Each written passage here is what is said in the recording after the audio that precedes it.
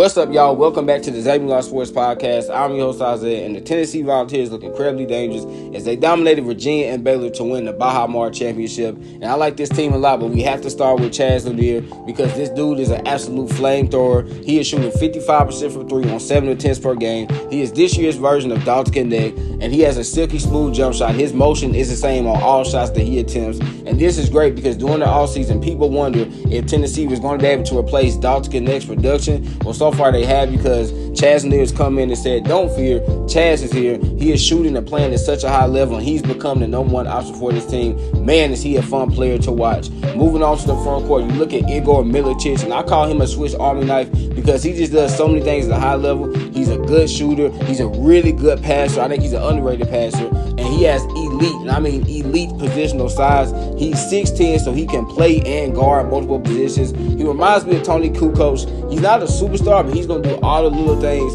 to help your team win basketball games, and that is what he has done so far for the Tennessee Volunteers. And then you look at their two forwards, and I think both of these dudes are kind of similar to each other, but let's start with Cade Phillips. And Cade comes off the bench. He provides great energy for the Vols. His athleticism jumps off the charts, and he's able to be a decent scorer without being a three-point shooter. I mean, he hasn't even attempted a three-point shot this season.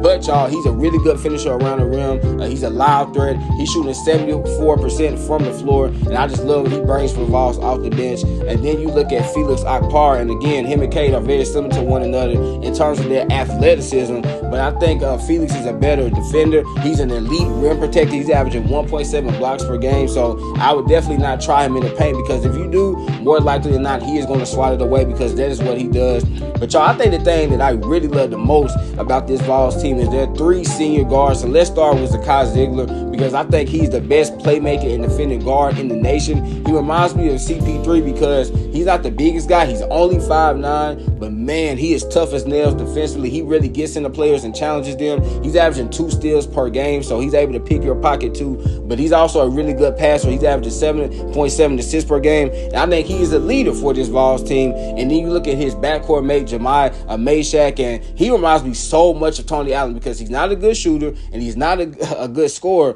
but he is an elite defender. He is a menace on the defensive end. He's averaging 2.3 steals per game, and I think he can guard 1 through 4 because he's fast enough to guard point guards and shooting guards, but he's strong enough to guard small forwards and power forwards. So I just love what he does defensively. Y'all, it's very rare to see a young player be this impactful defensively. You know, most young guys, that where they make their money the most is being a scorer, being a great shooter. But where he is going to make his money in the NBA, y'all, is being a defensive menace, and that is what he's been so far. So I love what I'm saying from Jemai Mayshak, y'all. And then to round out this senior guard trio, you got Jordan Gainey, and he is a 3-and-D player for this team. He's a really good shooter, and he's a really good defender, and I think he's the best backup point guard in the nation. So when you look at this Volunteers team as a whole, they're pretty complete, y'all. I mean, the only weakness, quote-unquote, you could say they have is maybe shooting. Obviously, they do have Lanier and Jordan Gainey, 2 really good shooters. But outside of that, everybody else, is a pretty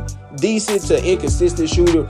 But, y'all, with the way that they play defense, I mean, they're only allowing 58.2 points per game. And we know Rick Barnes, his team is always going to be some of the best defensive teams in the nation. They're going to really get into you, and that's what this Vols team has done. So I think they have a chance to make it deep in the tournament. Now, they're going to have to get through the SEC. We know the SEC is going to be a gauntlet. You got Auburn, you got Alabama, you got Vanderbilt, who looks pretty good this year. You got Arkansas, you got Texas A&M, Florida, Georgia. I mean, the SEC is really, really tough. But if the Volunteers are able to come out of the SEC with a pretty good record, y'all, they should have a really good seed in the tournament. And I'm telling y'all, you don't want to see this team come March Madness, because they're going to play some really elite defense on you. And now they have a shooter like Lanier.